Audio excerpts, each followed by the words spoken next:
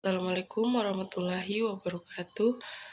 Puji syukur kita panjatkan kehadirat Allah Subhanahu wa Ta'ala, karena dengan limpahan rahmat dan karunia-Nya lah kita dapat mengerjakan tugas MIT akuntansi keuangan lanjutan pada hari ini.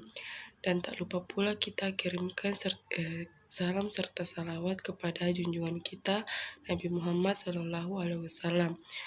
Baiklah, perkenalkan, nama saya Kusnul Hairia, NIM 1057311187119, kelas akuntansi 19E.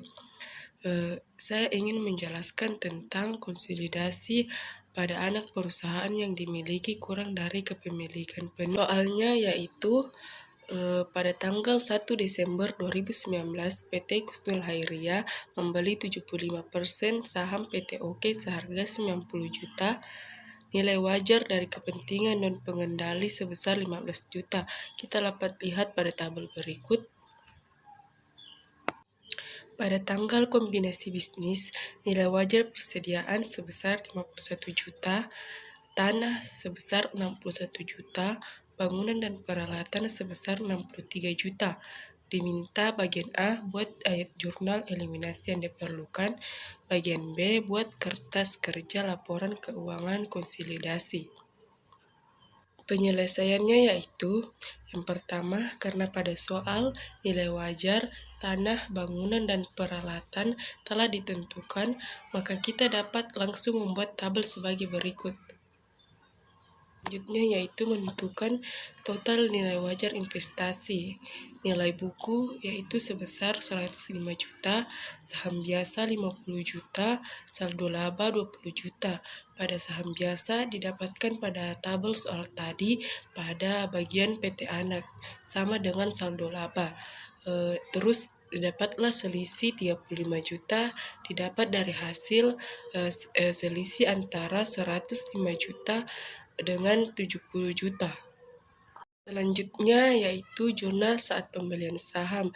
Jurnalnya yaitu investasi saham PT Anak sebesar 90 juta pada kas sebesar 90 juta.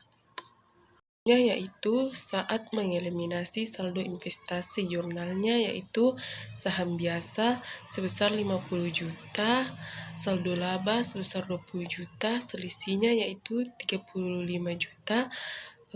Di bagian kredit investasi saham PT Anak 90 juta, kepentingan non pengendali 15 juta didapat dari soal tadi. Selanjutnya yaitu jurnal eliminasi untuk mengalokasikan selisih.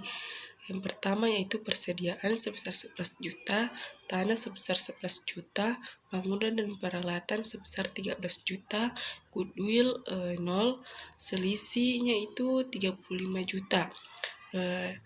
Nilai dari persediaan tanah, bangunan, dan peralatan tadi itu didapat dari tabel pada penyelesaian tadi. Yang B yaitu membuat kertas kerja laporan posisi keuangan konsolidasi. Yang pertama yaitu menambahkan semua akun-akun asetnya, lalu ditambahkan dengan akun selisih dan goodwill.